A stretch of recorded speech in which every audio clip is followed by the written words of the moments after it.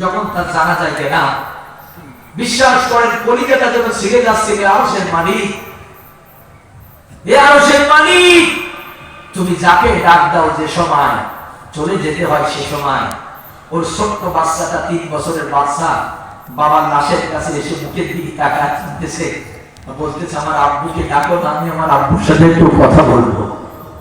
বিশ্বাস করেন নিজেকে ঠিক রাখতে পারতেছিলাম না।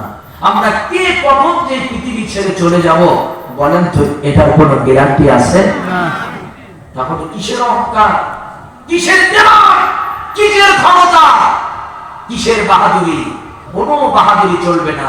আল্লাহ পাক যাকে যখন যে মুহূর্তে পছন্দ করবে সেই মুহূর্তে ওই আল্লাহর কাছে তাকে সাড়া দিতে হবে। জোরে বলুন কথা ঠিক কি?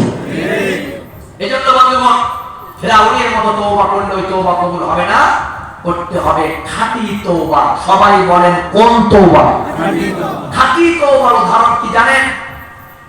মুসা আলাইহিস সালাম বয়ান করতেছে, এমন সময় একজন শ্রোতা উনি বললেন, হুজুর অনেকদিন বৃষ্টি হয় না, একটু বৃষ্টির কথা বলেন, আমার আল্লাহকে আমাদের জন্য রহমতের বৃষ্টি দেয়।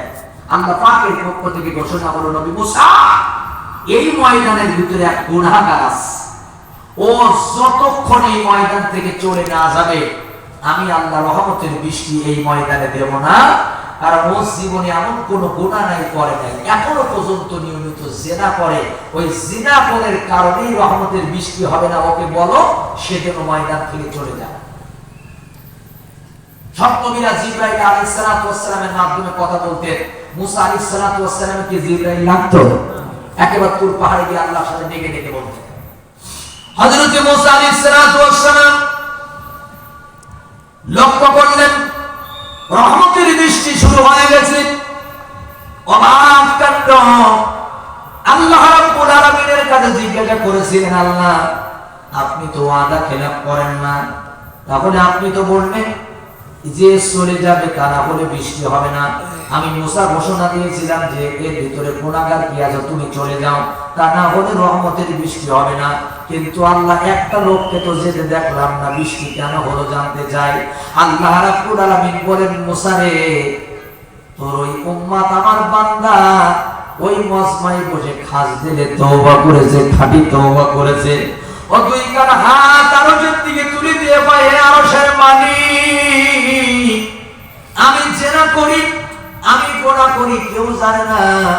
এই মুহূর্তে যদি আমি ময়দান ছেড়ে চলে যাই, সকলে আমার দিকে হাসাহাসি করবে, আমার সাথে কেউ সম্পর্ক রাখবে না, আমার স্ত্রী চলে যাবে, আমার পিতামাতা আমাকে ভালোবাসবে না।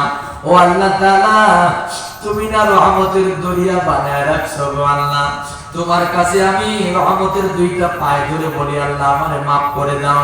এই খাঁটি দিলে তওবা করলাম, জীবনে আর কোনোদিন আমি এই গুনাহ করব না, আর কোনোদিন স্ত্রী ছাড়া জিনার কাছে আমি যাব না, আল্লাহ মাফ করে দাও।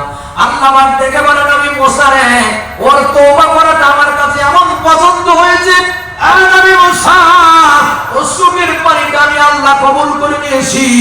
এই জন্য ওর জীবনের যে গুনাহ ছিল আমি আল্লাহ সব গুনাহগুলো নেকি বানাই দিয়েছি, আমি আল্লাহ তাআলা করে মাফ করে নিয়েছি। এই জন্য আরো গোটা লাগে না, রহমতের বৃষ্টি শুরু হয়ে গেছে। তাহলে বোঝা গেল একটা বড় ফিরাউনি তওবা, বিপদে পড়ে যারা তওবা করে এই তওবা আল্লাহ পাক কবুল করে না। আর যদি কেউ খাস দিলে তওবা করে, আল্লাহ পাক তার জীবনের গুনাহ মাফ করে, গুনাহগুলো নেকি বানায় দেয়। আপনারা বলেন তো এটা কি আমাদের কথা না কোরআনের কথা? তাহলে তওবা কি খাস দিলে করতে রাজি আছি? ইনশাআল্লাহ। হ্যাঁ, তবে এই ওয়াজ মনে রাখেন, শুধু ইনশাআল্লাহ কাজ হবে না। 3-4 আঙ্গুল উঁচু করলাম, আমি যদি এখানে বসে বলি উযু নেই, উযু করলাম, বলার দ্বারা কি উযু হবে? না। আমি বললাম উযু করলাম, উযু হবে না, আমার বাস্তবে যাওয়া লাগবে। তওবা যদি খাঁটি করতে চান, 4 কাজ ছাড়া খাঁটি তওবা হয় না। 5 কাজ? একটা হলো গুনাহ ছেড়ে দেওয়া, জীবনে যা করেছি তার জন্য অনুতপ্ত হওয়া, আর জীবনে ওই গুনাহ করব না নিয়ত করা। করা হলো গুনাহ ছেড়ে দেওয়া, যে গুনাহ করছি ওর জন্য অনুতপ্ত হওয়া, আর এই গুনাহ জীবনে আর করব না। আর চতুর্থ নাম্বার, যদি কারোর হক নষ্ট করে থাকি হকুল্লাহ হকুল ইবাদ, আল্লাহর হক আল্লাহ মাফ করে দিতে পারবে, কিন্তু বান্দার হক আল্লাহ মাফ করবে না। যদি বান্দার হক নষ্ট করে থাকি, ওর কাছ থেকে যতক্ষণ আমি মাফ না চেয়ে নেব আর ও মাফ না করা পর্যন্ত আল্লাহ খাস দেবে, তওবা কবুল করবে না। মনে করেন এক দোকান থেকে 2000 টাকা বাকি খাইছে, হঠাৎ করে আপনি নেতা হয়ে গেছেন। হঠাৎ নেতা হয় না দুই একজন? দোকানদার 5 বছর হয়ে গেছে, টাকা চাইছে, একদিন ভাইজান 2000 টাকা পাঠান, কানের পাটিতে দেশে একটা সর। তো সাহস, তুই কার কাছে টাকা চাই, বুঝিস না আমার ক্ষমতা সম্পর্কে? দোকানদার গরিব মানুষ, দুচোখের পানি ছেড়ে দিয়ে কাঁদতেছে। ওই রাত্রি আবার সবে বরাত, ওই রাত্রি কি? ওই নেতা চিন্তা করলো জীবনে তো নামাজ পড়নি, তবে আজকে সবে বরাতে আল্লাহ প্রথম আসমানে আসে, আর হুজুরিরা বলে এই রাত্রি তওবা কবুল হয়। নেতা সুন্দর করে গোসল করে পাঞ্জাবি পরে আল্লাহর ঘরে চলে দিয়ে 2 রাকাত নামাজ পড়ে কয়, আল্লাহ তুমি না খাস দিলে তওবা করো, আমার তওবা কবুল করে নাও। আল্লাহ কয় দোকানদার 2000 টাকা আগে ফিরাই দিয়া। দোকানদার কয় হাজার? তুমি যত বড় নেতা হও না কেন, ওই দোকানদারের 2000 টাকা যতক্ষণ ফিরাই না দিবা, আর ওই দোকানদার যতক্ষণ তোমার মাফ না করবে, ততক্ষণ পর্যন্ত তুমি যদি মক্কার ইমাম সাহেবের পিছনেও নামাজ পড়ো, সবে বরাত আর লাইলাতুল কদরে দোয়া করো, আল্লাহর নবী বলে বান্দার হক নষ্ট করে তোর খাস দিলে আল্লাহ তওবা কবুল করবে না। হায়রে সাদের দুনিয়ায় মানুষ পাওয়া বড় দায়, মানুষ দেখতে চল হইয়া কোন জাদু ঘরে যাই সবাই, মানুষ দেখতে চল হইয়া কোন জাদু ঘরে যাই সবাই। রাস্তা কাটে যায় না চলা এই মানুষের ভিড়ে, এই ভিড়ের মাঝে কেউ হয় আবার অন্যের পকেট মারে। আছে মসজিদে নাই রে জায়গা মুসল্লিদের ভিড়ে, এই ভিড়ের মধ্যে কেউ আবার জুতো চুরি করে। আছে না? তোমরা এদের যদি মানুষ বলো, তোমরা এদের যদি মানুষ বলো, আমার বলার কিছু নাই। মানুষ দেখতে চল হইয়া কোন জাদু ঘরে যাই সবাই, মানুষ দেখতে চল হইয়া কোন জাদু ঘরে যাই সবাই। কি আল্লাহর বান্দা, নামাজ পড়তে পড়তে কপালে দাগ হয়ে গেছে, মাঝে মাঝে আয়না দেখি কয় হা হা, যে দাগ বানাইছে এ দাগ তার ঠেকাবে কিনা, অথচ হাজারে 350 টাকা সুদ খায়। কত টাকা? কত? আপনাদের এলাকায় না সুদ করতে নেই আছে? ও সামনের কাতারে নামাজ পড়ে, সকালবেলা যখন নামাজ পড়ি তসবিহ গুনতে গুনতে এলাকার দিকে যায়, মনে হয় যেন নামাজের দাওয়াত দিতে যাচ্ছে। একজনের বাড়ির কাছে এবার আব্বা সে টাকা তো দিলিনি, মাস শেষ হয়ে গেছে। সুবহানাল্লাহ সুবহানাল্লাহ। ওরে শয়তান, ও কি নামাজের দাওয়াত না সুদের দাওয়াত? বন্ধুরা আমার, হাদিসের মধ্যে 1 টাকা সুদ দিলে 73টা গুনাহ হয়। যেরকম কয়টা? 73টা গুনাহ হয়। তার ভিতরে একটা গুনাহ হলো আপন মায়ের সাথে জিনা করা। 1 টাকা খাইলে একবার, 100 টাকা খাইলে 100 বার, 1000 টাকা খাইলে 1000 বার। যদি কেউ 1 লাখ টাকা সুদে খায়, ওই 1 লক্ষ বার আপন মায়ের সাথে জিনা করলো, এটাই প্রমাণ হবে। আমি আসাদুজ্জামান এই ওয়াজ করে গেলাম একটু শক্ত করে, একটা পতিতা মারা গেলে ওর জানাজা কেউ পড়ে না, ওর গোসল কেউ দেয় না, ওর কিন্তু পানিতে ফালাই দিতে হয় না, আগুনে পোড়াই ফেলতে হয়, মাটিতে পুঁতি দিতে হয়, কারণ ও পতিতা, ও হলো সমাজের নিকৃষ্ট মানুষ।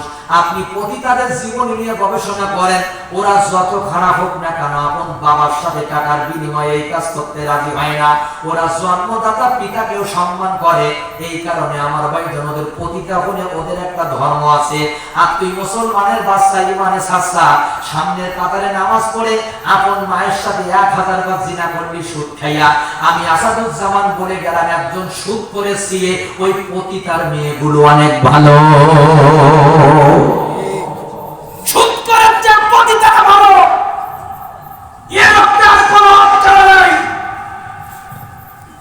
মুসলমান বন্ধুরা আমার, এই জন্য বলতেছিলাম খাস দিলে যদি তওবা করা লাগে, কারোর হক তুমি নষ্ট করতে পারবা না, কারোর জমি ফাঁকি দিতে পারবা না। 2-1 নামাজের কাতা সোজা করে, ঈদগার কাতা সোজা করে, লোকের জমির আইল কেটে কেটে বেকা করে। আপনাদের এলাকায় নেই?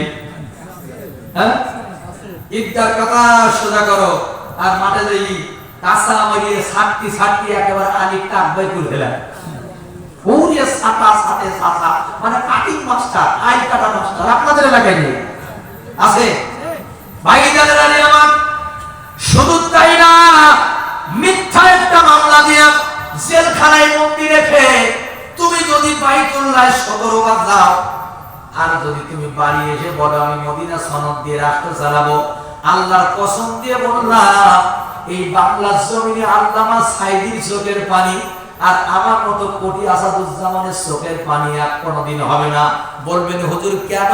কেন জানেন?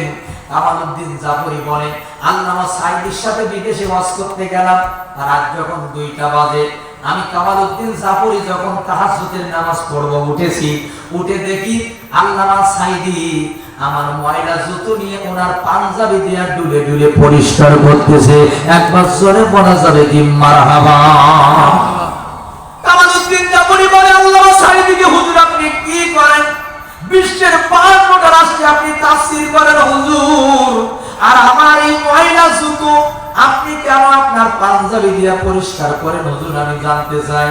আল্লামা সাইদি মুস্কি হাসি দিয়া বললেন ভাইজান এই কারণে মুছতেছি, আমি শুনেছি আলেম ওলামাদের কাছে আলেমদের খেদমত করলে আমার আল্লাহ খুশি হয়।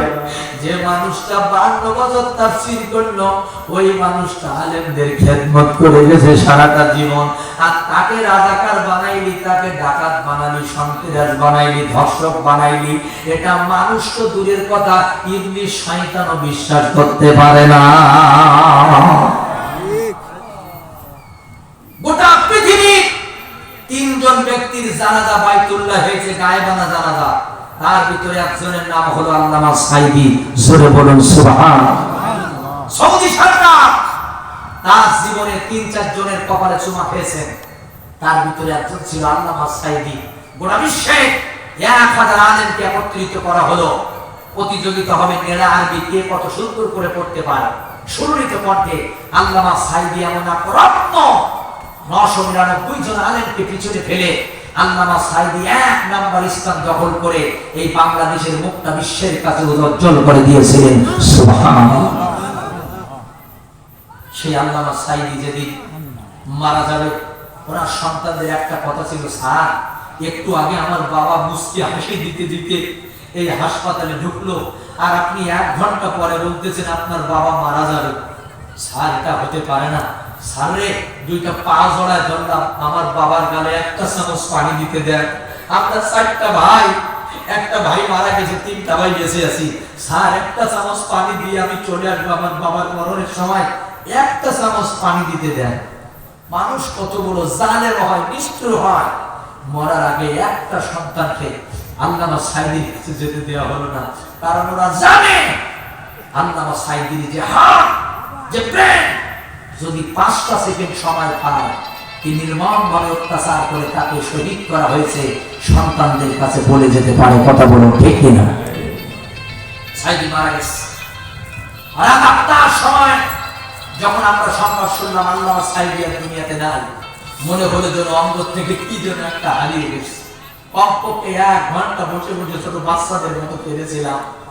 আমার বন্ধুগণ, কারোর বাবা যদি ওসিয়ত করে আমার সন্তানেরা আমি মারা গেলে আমার লাশটা তোরা অমুক জায়গায় দাফন করবি, মেম্বার সাহেব যদি বলে যায় বাবা আমার 2টা ছেলে আছে, আমি মারা যাওয়ার পরে আমার জমির ওইখানে মাটি দিও, বাবারা তাই করবে। আল্লামা সাইদি বলেছিল আমি বাংলাদেশে কোনো জেলায় থাকবো না, খুলনা জেলা সিদ্দিকিয়ার পাশে আমি নিয়ে থাকবো, নিজে হাতে জায়গাটা দেখা গেছে। আল্লামা সাইদি যেদিন মারা গেল, সন্তানগুলাই অ্যাম্বুলেন্সে উঠেছে খুলনায় নিয়ে আসবে।